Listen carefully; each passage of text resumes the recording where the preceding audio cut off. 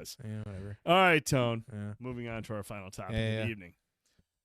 So, Masters of the Universe Revelation came out. Was it 2 years ago now?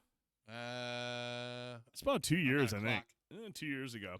And it was met with some harsh criticisms. It's very divisive if you look online. It's not overly. Some people didn't like the focus on somebody else other than He-Man, and Correct. it is what it is. It is what it is. But I thought it was a good story. I thought it was exclamation point claim. Yeah, you win, Jay Hill. You win, bro. Yeah, we're gonna. Sorry, buddy. We're gonna send you a steak sandwich mail. Dude, a steak sandwich does sound good. Does sound good. But I told him I'll let you lead the way on this one, man. Obviously, Masters of the Universe Revolution dropped on January 26th. 5 episodes. Yeah, only 5. Revelation was what? I think that was 2 parts, wasn't it? It was, and I want to say it was like 8 to 10 episodes. I think it was 5 and 5, if I remember correctly. So Revolution comes out, and we're hyped about it. We're pretty excited about it. I didn't have the issues that people had with the first one. He's right about the cod piece. Did you do that on purpose? I like He-Man's cod piece look at that in the photo. Oh my, Jesus Christ. Wait a second. Hang on. I get it. Right? No? Okay. Anyway, Stone. That's pretty fucking funny.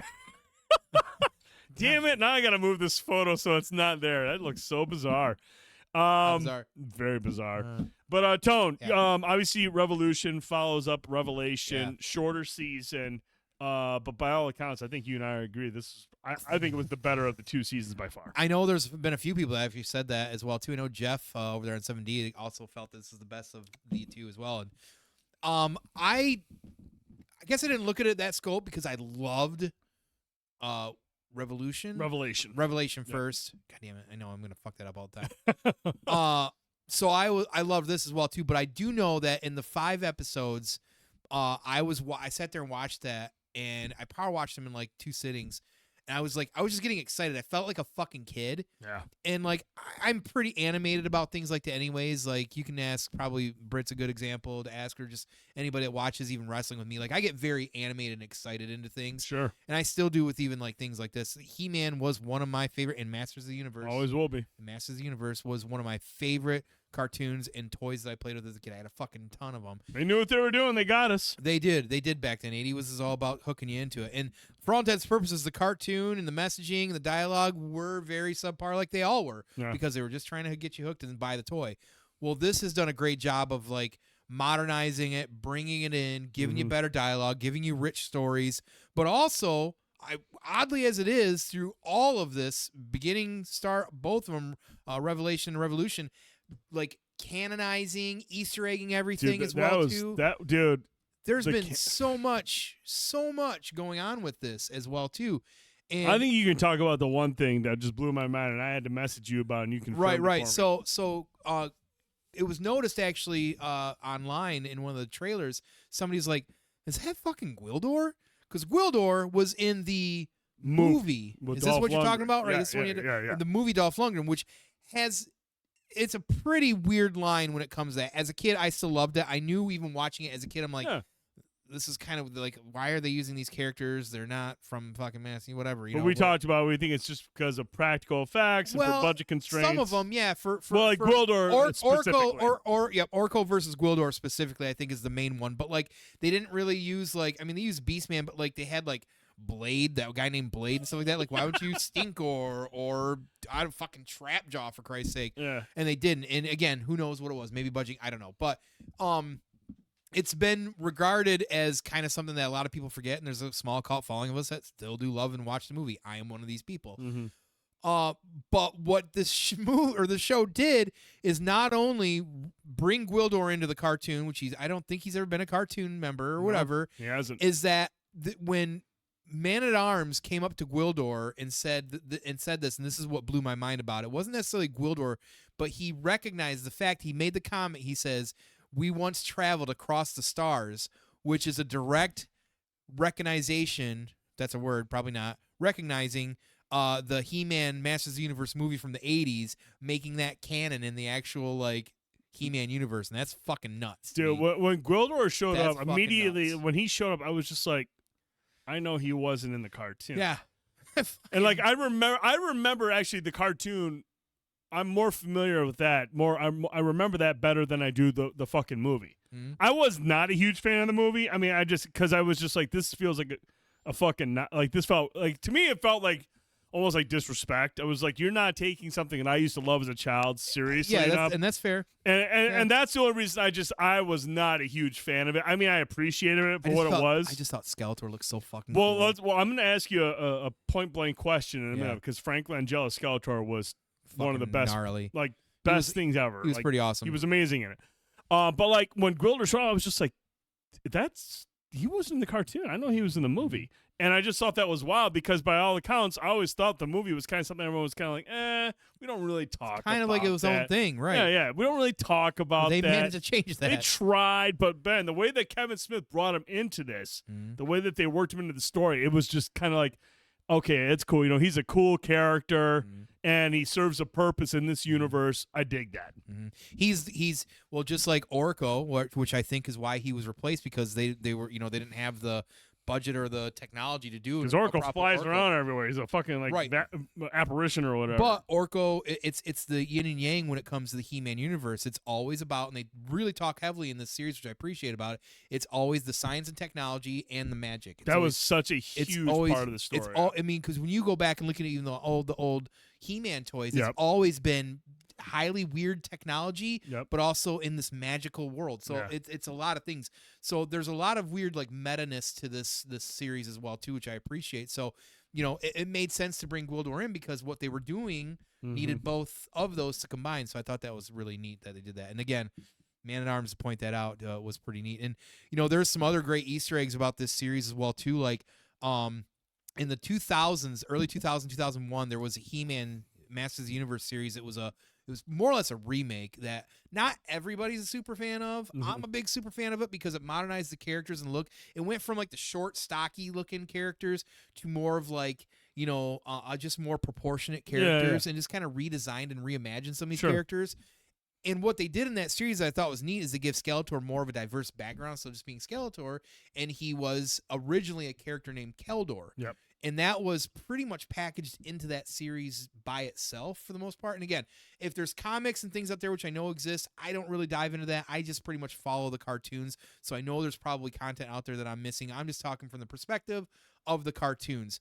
And they made him more of a I don't want to say humanizing, but just gave him more depth. Yeah, more depth. That's a great word. So so it was really neat because when I first saw that, cardboard character. Right, when I saw that, I'm like, that's kind of a neat concept. Yeah. Keldor turns into Skeletor, and they kind of bring that into fruition in this series and make it actually a pretty big centerpiece. It's not just it's not like a little cheap plot device. Like it's an integral part of the story. Right, and I thought that was really neat. I'm like, God damn, they did that too. And then one of the other things I thought was cool with Tila is this is going to date me once again, is already with the toys, but like when you got the toy as a kid, she came with like some weapons. One I think was a snake staff, and then like a cobra thing she would wear, which she what really, the fuck does she have? Yeah, like why? Like it's not in the cartoon or anything like that. And again, it might have been in a comic or some sort of Takara thing. I don't know, but they made that version of her canon in this as well too, talking about her growth and her powers and different things as well too. And I was like,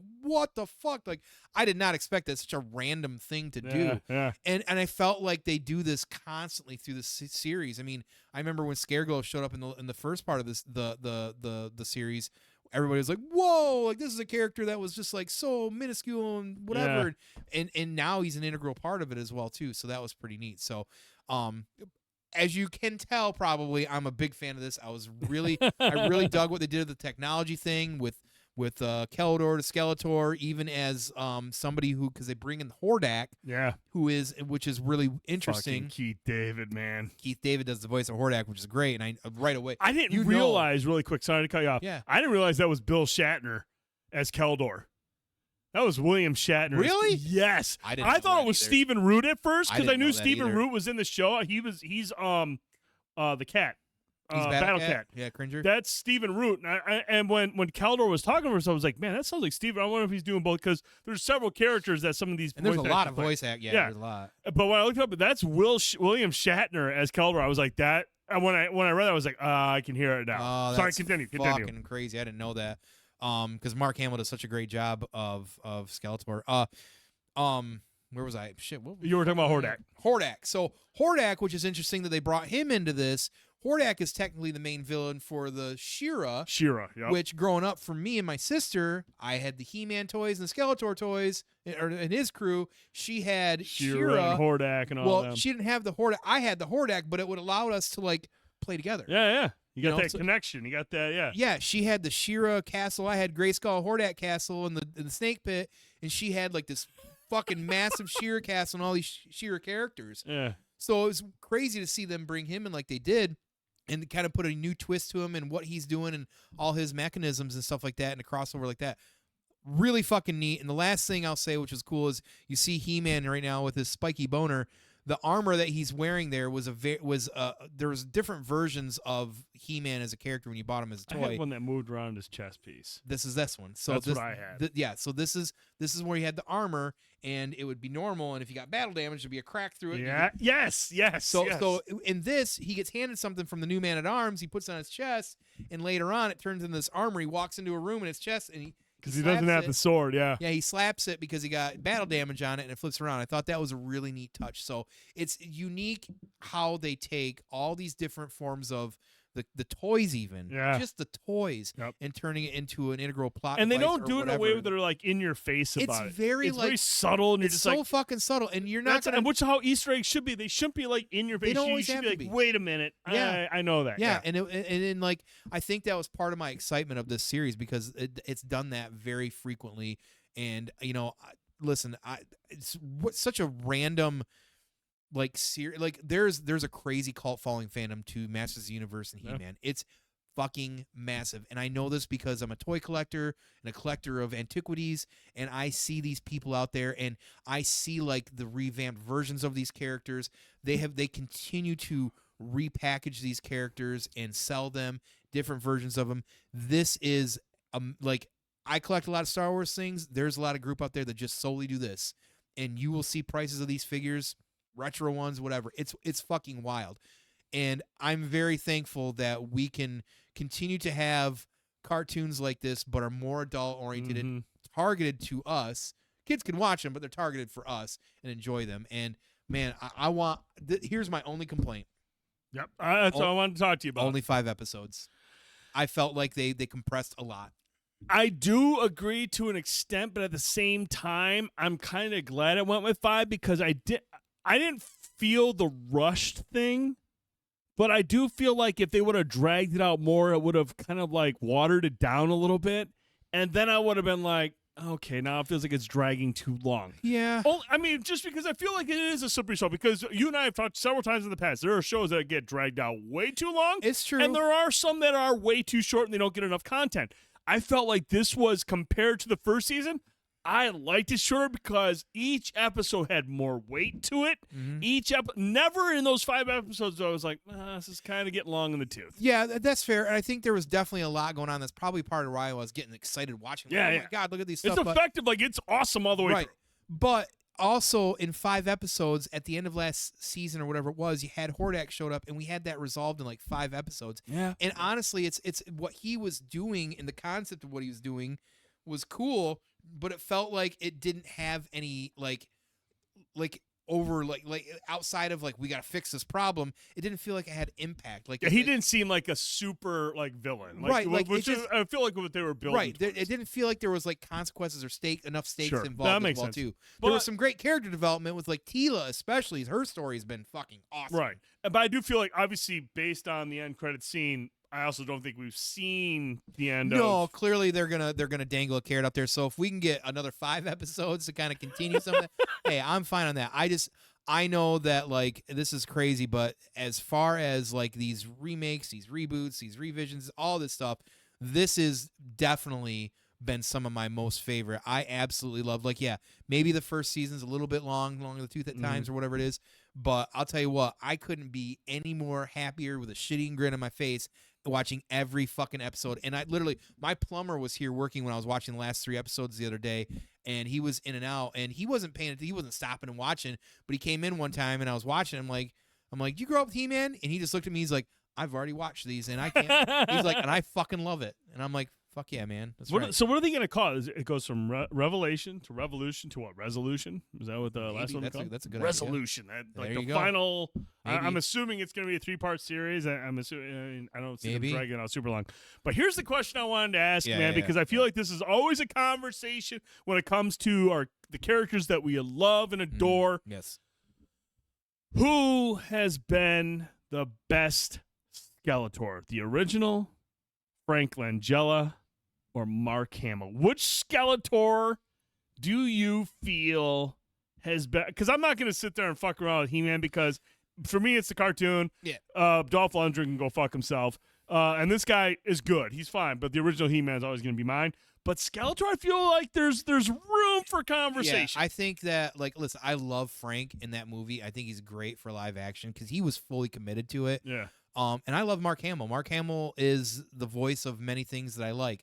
I will also say, and I recognize that Mark Hamill, you can tell it's Mark Hamill because Mark Hamill's got a distinctish, and it's hard for him to vary. When he plays menacing, I don't want to say he doesn't have a whole lot of range. That being said, there is nothing still better than hearing the 80s versions. You nincompoop, He-Man.